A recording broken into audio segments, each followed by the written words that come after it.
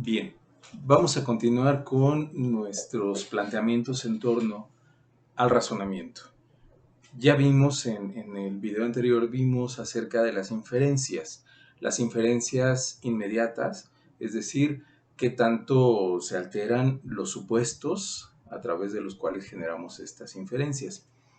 Ya los vieron, ya los vieron. Por lo tanto, vamos a continuar. A partir de esto, decíamos, existen algunas conclusiones que podemos válidamente tomar. La primera de ellas sería que los conceptos o las nociones son aprensivos, es decir, de los conceptos aprendemos, de los conceptos aprendemos. Es necesario señalar que no es suficiente pensar que el concepto, al ser algo, entre comillas, sencillo, bueno, con esto pues no podemos razonar. Al contrario, como señala Wundt, y me parece que tiene razón, cuando hablamos acerca del concepto hablamos de toda una serie de ideas. Recuerdan cuando platicamos acerca de Bertrand Russell, decía Russell, en un instante no hay nada, y efectivamente el día de hoy podemos generar mucho que pensamos que sea un instante, cuando en realidad estamos utilizando ideas y conceptos ya preconcebidos. Sir Isaac Newton decía, si puedo ver más lejos es porque voy sobre hombros de gigantes. ¿Cuál era su referencia? Que muchas de las cosas que él estaba estudiando en la actualidad ya habían sido revisadas previamente. Por lo tanto, todos los conceptos en realidad son muy complejos, pero de ellos aprendemos. ¿Ok? Los conceptos o las nociones son aprensivas. Cuando hablamos acerca de los juicios tienen una condición o una calidad predicativa. ¿Qué significa esto? Que estamos aplicando una cosa, un concepto, a otro. Uno de estos se convierte en predicado. Ya decíamos la mesa verde, bueno, estamos aplicando un color a un objeto. Es predicativo. Y el razonamiento, por lo tanto, el razonamiento es conclusivo. El razonamiento es conclusivo. Y podríamos afirmar sin ningún problema, continuando con esta idea, podríamos afirmar que el razonamiento es progresivo. ¿Por qué? Porque estamos hablando de adquirir un conocimiento nuevo. Si nuestro razonamiento concluye con la confirmación de alguna de nuestras premisas, entonces nuestro razonamiento es vacío, es tautológico. 1 más 1 son 2. ¿Por qué? Porque 2 es igual a 1 más 1. Estamos confirmando una premisa. Esto es tautológico. Esta es una forma de razonamiento muy básica dentro del pensamiento matemático. Desde luego, lleva formas de razonamiento más complejas y que incluso tienden a ser bastante abstractas, es evidente. Pero lo primero, esta primera forma de 1 más 1 son 2 porque 2 es 1 más 1, este es un razonamiento donde la conclusión se apoya en una premisa, confirma una premisa. Bien, bajo este aspecto y para efectos del derecho, debemos comprender que existen varias formas de razonamiento. Varias formas de razonamiento. Hay una muy en particular que desde este momento me gustaría no dejar fuera de nuestros campos de argumentación, pero sí entender o comprender que se trata de algo secundario, algo subsidiario, es decir, primero tenemos una situación y después aplicamos este tipo de discurso. Me estoy refiriendo al discurso emotivo, aquel que tiene que ver con los sentimientos, patéticos se le llama. Ya vimos algunos ejemplos, ¿recuerdan? Eh, Ella lo encuentra a él en una situación comprometedora con otra que no es ella, desde luego. Y cuando lo sorprende, él le dice, uno, no es lo que estás pensando, ¿ok? Ella se convence y dice adiós, y él le dice, no te vayas porque si te vas me muero, si te vas mi alma se queda vacía, cosas de ese tipo. Bien, ¿qué es lo que tenemos ahí? Pues lo que tenemos es un discurso altamente emotivo. No está pretendiendo demostrar nada porque no hay nada que demostrar. Lo único que está diciendo es que si decide irse, ay, se va a morir, por lo tanto va a quedar en su conciencia. Estos son los discursos emotivos. ¿Se utiliza en el derecho? Sí, sí se utilizan. Y pensamos ser muy innovadores cuando en realidad es una de las prácticas, pues no quisiera llamarle más bajas o más vulgares, pero sí muy gastada, muy gastada. un juicio de pensión alimenticia y el abogado le dice a su cliente, regularmente a la mujer, le dice, vaya por favor y llegue llorando ante el juez, dígale que no sabe qué va a hacer mañana y llévese al niño, y el niño en vez de que lleve pañalito como debe de ser, no, póngale un periódico o es más, lléveselo desnudo. El niño es muy buena gente y además tiene sangre muy liviana, sonríe, póngale un pellizco al entrar, que entre llorando también, pero ¿por qué llora? Porque tiene hambre. Bien, ¿qué es lo que sucede con esto? Que pretenden a llegar a algún elemento emotivo para influenciar en la decisión del juez. Ok, se hace, sí. Mucho, no, afortunadamente no, cada vez creo que son menos estas prácticas. ¿Arroja algún resultado? Creo que tampoco. Me parece que tampoco. Sí, al final un juez, por muy frío que queramos ver la situación del juez, pues sigue siendo una unidad entre pensamiento, razón y sentimientos. Puede ser que sí llegue a decir, pobre señora, pobre niño, hay que ayudarlos, pero necesariamente tendrá que ver el contenido del juicio. Hoy les podría decir, y vamos a retomarlo hoy un poquito más adelante, artículo 279, Código de Procedimientos Civiles para el Estado de Querétaro, y artículo 84 de este mismo cuerpo legal. El 84 dice que el juez debe resolver todo, todo, y debe condenar o debe absolver, es decir, todo, todo. No puede dejar cosas a medias ni decir esto no lo atiendo. Y el artículo 279 que dice que la parte actora tiene que demostrar los hechos constitutivos de su acción y la demandada los hechos de sus excepciones o defensas. Es decir, al final del día la decisión del juez tendrá que fundamentarse a partir de dos conceptos sencillos. Sencillos en una gran complejidad. Sencillos. Uno, fundamentación legal. ¿Qué es lo que dice la norma? ¿Qué es lo que le permite tomar esta serie de decisiones? Y dos, fundamentación fáctica. ¿Cuáles son los hechos que en términos de este artículo 279 se lograron demostrar? Bien, bajo esta perspectiva yo les diría, señores, en sus planteamientos van a querer utilizar una argumentación retórica, emotiva, un discurso emotivo, úsenlo, pero úsenlo después de haber demostrado sus derechos. Lo primero es, se demuestra el derecho y después a los sentimientos, a todo lo que quieran. Ya demostré que el padre no ha pagado, que los tiene en el completo abandono, ya lo demostré. Perfecto. Ahora sí manden a la señora y que se ponga a llorar ante el juez. Créanme, muchos jueces ya están esperando esto.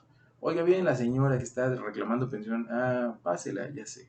Va a entrar llorando, va a entrar gritando, quejándose de todo, me va a platicar acerca de las enfermedades, las carencias, y a cambio me va a decir de él, el otro, el esposo o el padre, donde me va a decir que se la pasa de fiesta, que anda con N cantidad de mujeres. Esto es un discurso emotivo, es un discurso emotivo. Por lo tanto, hay varias cosas que debemos comprender. Uno, todo planteamiento a nivel jurídico pretende un cambio de una situación, ¿ok? Una situación normativa o una situación de hecho.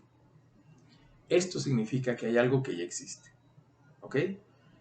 Llego a un terreno que tengo por ahí y me encuentro con que ya hay gente que se metió sin tener derecho alguno. Ya existe un hecho.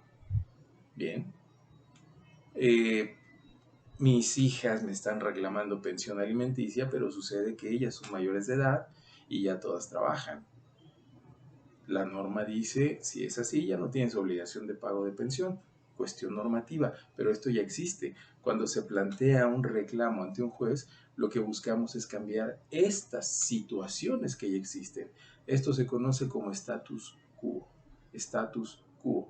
Por lo tanto, para que se pueda dar este cambio, atendiendo principios como seguridad jurídica, certeza jurídica y estos dos que les mencionaba, artículo 84 y artículo 279, del Código de Procedimientos Civiles para el Estado de Querétaro, significa que el juez únicamente puede cambiar esta situación a través de algo que se llama razonamiento jurídico. Razonamiento jurídico, que parte de qué?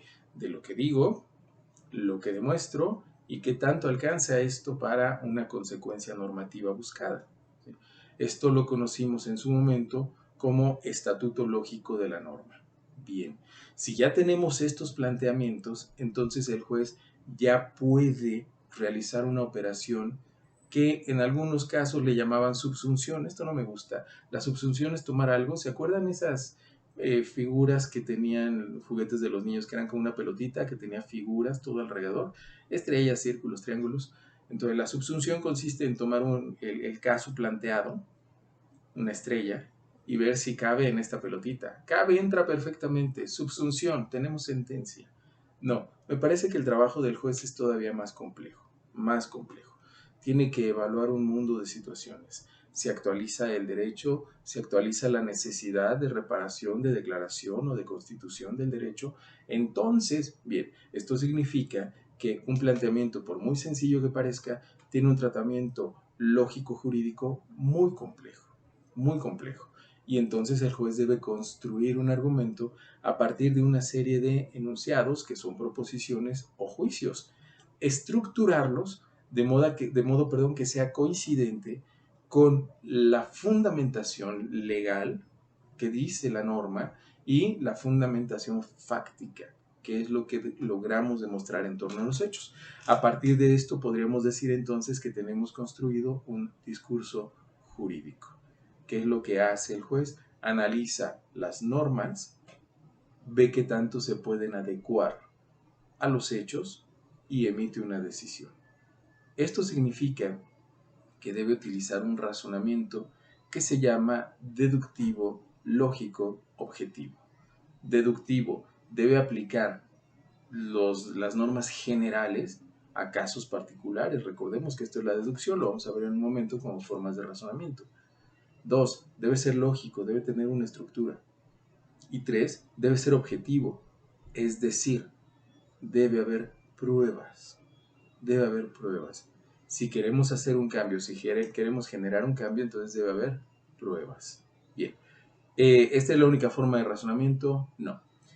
Dentro de la lógica, existen básicamente tres formas de razonamiento. Tres.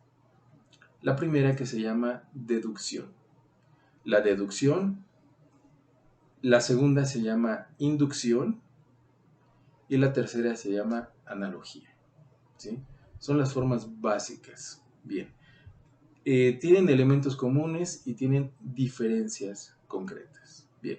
¿Cuáles son los elementos comunes? Los elementos comunes es que partimos de hechos demostrados. Hechos demostrados. ¿Qué es la deducción? Partimos de un hecho universal demostrado, la ley, a un hecho particular, el caso concreto. ¿Qué tanto se puede aplicar de esta ley al caso concreto? La inducción parte de un hecho particular demostrado y pretende obtener principios que se puedan aplicar a la generalidad. Voy a pensar en algo. ¿Qué desayuna un mexicano? Bien, si fuera mi caso les diría, desayuné 1 kilo de barbacoa y desayuné 1 kilo de carnitas y desayuné 2 huevitos fritos y un juguito de naranja. Pero ese es mi caso. Si nos preguntaran, bueno, ¿y qué desayunó el vecino? Ah, bueno, si Enrique desayunó todo eso, el vecino también. Es decir, de un caso particular conocido, pretendemos aplicarlo a casos particulares, perdón, a casos generales también conocidos. ¿Sí? ¿Qué es lo que desayunó? Perdón, desconocidos. ¿Qué es lo que desayunó? No lo sé, pero si él desayunó esto, entonces él también debió haber desayunado algo similar. Bien, esta es la inducción. Y después vienen las analogías. Las analogías parten de un hecho particular demostrado, bueno, no, puede ser particular, puede ser general, un hecho demostrado a otro hecho similar, que pretendemos aplicar las mismas consecuencias, ¿sí? Las mismas consecuencias. Bien, por ejemplo, si Enrique se levanta a las 6 de la mañana y llega temprano a su clase de las 7, bueno, parece que si alguien llegó también temprano a la clase de las 7 es porque se levantó a las 6 de la mañana. No sé si me explique, estamos hablando de casos parecidos, soluciones parecidas. Bien, ¿cuál es la diferencia específica que hay en torno a estas formas de razonamiento? Lo vamos a conocer como asignación de soluciones. Asignación de soluciones. Bien, veamos uno por uno. La deducción. La deducción pretende aplicar una solución universal a un caso particular. ¿Cuál es el caso más claro que tenemos nosotros? El derecho. El derecho. Existe, recordemos esto, ya habíamos platicado, estudiamos categorías jurídicas, es decir, abstracciones generales, y después las aplicamos a un caso particular. Déjenme les pongo un ejemplo muy sencillo. El contrato de compraventa existe cuando pactamos la cosa que se va a vender y el precio en el que se va a vender. Punto. Llega una persona y nos dice, oiga, tengo un problema. ¿Qué pasó? Pues fíjese que me puse de acuerdo con Juan para que me vendiera su carro y nos pusimos de acuerdo en el precio. ¿Qué es lo que hacemos de inmediato? Aplicamos este principio general, esta norma general, a el caso concreto. Y decimos lo que usted realizó es un contrato de compraventa. Bien, el segundo se llama inducción. La inducción significa analizar un caso particular y pretender de este un principio que se aplique a un hecho general. Bien, en el campo del derecho, ¿dónde encontramos esto regularmente? En el sistema anglosajón, en el sistema que se llama del common law, ley común. Eh, ¿De qué trata esto? Se trata de estudiar caso por caso y tomarlo como si fuera un precedente, ¿sí? Caso por caso. Si han visto estas películas estadounidenses, de repente dice el abogado, se debe aplicar el caso del estado no sé, el estado de Florida contra John Smith. ¿Por qué? Porque ahí viene una regla, pero fue para ese caso y ahora la pretendemos aplicar aquí. Bien, ok, esta es la inducción. Esta es la inducción. Ahora, la analogía. La analogía pretende aplicar la solución de un caso conocido a otro caso similar conocido. ¿Sí? Aquí encontramos muchos de los principios generales del derecho. Principio de igualdad. La mujer X es igual al hombre Y, exactamente igual. Es una analogía. Por lo tanto, yo puedo obtener un salario y ella también. Y entonces tenemos soluciones analógicas. Igual trabajo, igual salario. Estas son las tres formas, regularmente son las tres formas de donde surge el razonamiento. Bien, en el caso concreto del derecho, lo que pretendemos es aplicar un principio general, una norma general. Ya recordarán las definiciones que les han dado en torno al derecho. Una norma general, universal, heterónoma, coercitiva, abstracta. Bien, eso es lo que vamos a aplicar a un caso concreto. Es decir, vamos a aplicar una norma general, un principio general, para después decidir consecuencias particulares. Esto para algunos tratadistas se llama individualización de la norma. La norma dice que si comete homicidio le corresponden de 15 a 50 años de prisión. Cuando el juez estudia el caso dice, bueno, sí, cometió homicidio, pero fue, no sé, déjenme ponerlo así, fue en un accidente. Entonces le vamos a poner 15 años y se la vamos a bajar a la mitad, 7 años y medio. ¿Qué está haciendo? Está individualizando la norma. ¿Cuál es el pensamiento o la forma de razonamiento que se utiliza en el derecho? El razonamiento deductivo. Deductivo, ¿ok?